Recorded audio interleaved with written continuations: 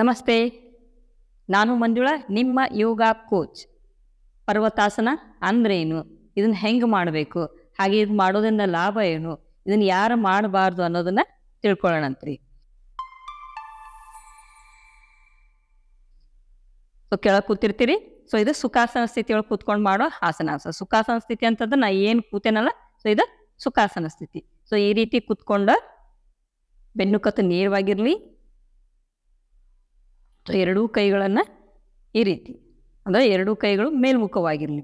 So ಇಲ್ಲಿ ಏನು ಮಾಡ್ತೀರಿ ಅಂತಂದ್ರೆ ಉಸಿರು ತಗೋತಾ ಎರಡೂ ಕೈಗಳನ್ನು ಮೇಲೊಯ್ತೀರಿ. ನಿಧಾನವಾಗಿ ಉಸಿರು ತಗೋತೀರಿ, ಹಾಗೆ ನಿಧಾನವಾಗಿ ಎರಡು ಕೈಗಳನ್ನು ಮೇಲೊಯ್ತೀರಿ. ಸೊ ಇಲ್ಲಿ ಮೇಲೊಯ್ದಾಗ ಮೊದಲು ಈ ರೀತಿ ಕೈ ಮಾಡ್ರಿ.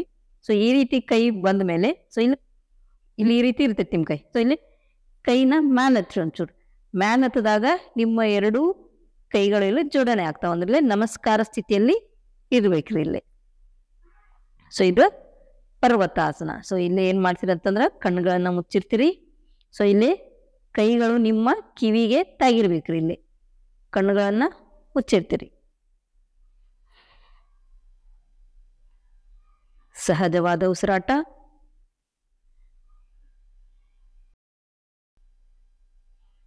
ಇಲ್ಲಿ ಒಂದು 5 ಕೌಂಟ್ ಎಣಿಸ್ತೀರಿ. ಇಲ್ಲಿ 1 2 3 4 5. ಮತ್ತೆ ಇಲ್ಲ ಈ ಆಸನದಾಗ ಇದ್ದಾಗ ಮುಖದಲ್ಲಿ ನಗು ಇರಲಿರಿ. ಕಣ್ಣುಗಳನ್ನ ತೆರಿತೀರಿ. ಈಗ ಮತ್ತೆ ಉಸಿರು ತಗೋತೀರಿ. ಉಸಿರು ತಗೋತಾ ಕೈಗಳನ್ನ ಕೆಳಗಿರ್ತೀರಿ. ಪೂರ್ತಿ ಕೈ ಕೆಳಗೆ ಬಂದಮೇಲೆ ಉಸಿರನ್ನ ಬಿಡ್ತೀರಿ. ಈ ರೀತಿ ಪರ್ವತಾಸನ ನೋಡ್ರಿ. ಇನ್ನೊಮ್ಮೆ ತೋರಿಸ್ತೀನಿ. ಉಸಿರು ತಗೋತಾ ಎರಡೂ ಕೈಗಳ ಮೇಲೆ ನಿಧಾನವಾಗಿ ಕೈಗಳು ಹೋಗ್ಬೇಕು, ಕಿವಿಗೆ ತಾಗಿರಬೇಕು. ನಮಸ್ಕಾರ ಸ್ಥಿತಿ. ಸೊ ಇಲ್ಲೇ ಈ ರೀತಿ ಎಲ್ಲ. ಸೊ ನಮಸ್ಕಾರ ಸ್ಥಿತಿ ಮಾಡಿದಾಗ ನಿಮ್ಮ ಎದೆ ಭಾಗ ಮುಂದೆ ಬರುತ್ತೆ, ಅಂದರೆ ಎದೆ ಭಾಗ ಕೂಡ ಇಲ್ಲೇ ಎಕ್ಸ್ಪಾಂಡ್ ಆಗುತ್ತೆ. ಈ ರೀತಿ ನೀವು ಲಾಸ್ಟ್ ಪೊಸಿಷನ್ಗೆ ಬಂದಾಗ ಏನಾಕೈತೆ ಅಂತಂದ್ರೆ ಈ ರೀತಿ ಕೈ ಮ್ಯಾಲ್ ಮಾಡಿರ್ತೀರಿ ಇಲ್ಲಿ. ಸೊ ಕೈ ಮ್ಯಾಲ್ ಮಾಡಿದಾಗ ಸೊ ಇಲ್ಲೇ ನಿಮ್ಗೆ ಪೇನ್ ಅನ್ನಿಸ್ತಿರ್ತೈತಿ. ಸೊ ಆ ಪೇನನ್ನು ಅನುಭವಿಸ್ಬೇಕು.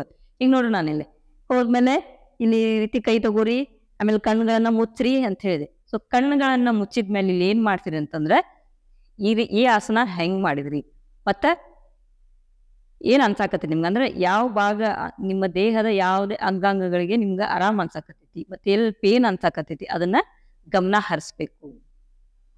ಆಮೇಲೆ ಈಗ ಆಸನ ಕೈ ಮ್ಯಾಲೆ ತಗೋರಿ, ನಮಸ್ಕಾರ ಸ್ಥಿತಿ ಒಳಗಿರ್ಬೇಕಂತಂದ ತಕ್ಷಣ ಒಮ್ಮೆಲೆ ಹಿಂಗೆ ಹೋಗಂಗಿಲ್ರಿ.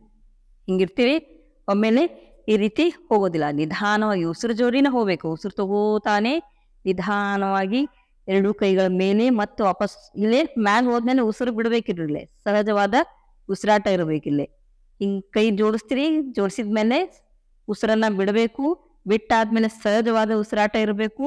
ಆಮೇಲೆ ನಿಮ್ಮ ಕಣ್ಣುಗಳನ್ನ ಮುಚ್ಚಿ ನಿಮ್ಮ ಉಸಿರಾಟದ ಕಡೆ ಗಮನ ಹರಿಸ್ಬೇಕು. ಅವಾಗ ಏನಾಕೈತೆ ಅಂತಂದ್ರೆ ಮನಸ್ಸಿನ ಅರಿವಾಗ್ತೈತಿ. ಅಂತಂದ್ರೆ ಇಲ್ಲೇ ನಿಮ್ಮ ಉಸಿರಾಟದ ಕಡೆ ಗಮನ ಹರಿಸೋಬೇಕಾದ್ರೆ ನಿಮ್ಗೆ ಯಾವುದೇ ವಿಚಾರಗಳ ಇಲ್ಲೇ ಬರೋಂಗಿಲ್ಲ. ಮನಸ್ಸಿಗೆ ಶಾಂತಿ ಸಿಗ್ತೈತಿ. ಇದರಿಂದ ಒತ್ತಡ ಕಡಿಮೆ ಆಗ್ತೈತಿ. ಸೊ ಈ ಆಸನ ಮಾಡೋದ್ರಿಂದ ಕೇವಲ ದೈಹಿಕವಾಗಿ ಅಷ್ಟೇ ಅಲ್ಲ, ಮಾನಸಿಕವಾಗಿ ಕೂಡ ಬಹಳಷ್ಟು ಲಾಭಗಳದಾವ್ರಿ. ಸೊ ಈ ಆಸನ ಮಾಡೋದ್ರಿಂದ ಬೆನ್ನು ಮೂಳೆಗೆ ಬಹಳ ಪ್ರಯೋಜನಕಾರಿ. ಹೆಂಗಂತಂದ್ರೆ ಈಗ ನಾವು ಬೆನ್ನು ಕತ್ತು ನೇರವಾಗಿ ಇಟ್ಕೊಂಡು ಕೂತ್ಕೊಂಡಿರ್ತೀವಿ. ಆಮೇಲೆ ಈ ಆಸನದಲ್ಲಿ ಕೈಗಳನ್ನು ನಾವು ಮೇಲ್ ಮಾಡಿರ್ತೀವಿ ಈ ರೀತಿ. ಸೊ ಕೈ ಮೇಲ್ ಮಾಡಿದಾಗ ಏನಾಕೈತೆ ಅಂತಂದ್ರೆ ಸೊ ಇಲ್ಲಿ ಬೆನ್ನು ಮೂಳೆನೇನೋ ಒತ್ತಡ ಆಗ್ತಿರ್ತೈತಿ. ಸೊ ಒತ್ತಡ ಕಡಿಮೆಯಾಗಿ ದೇಹದ ನೋವನ್ನ ಕಡಿಮೆ ಮಾಡ್ತೈತಿ.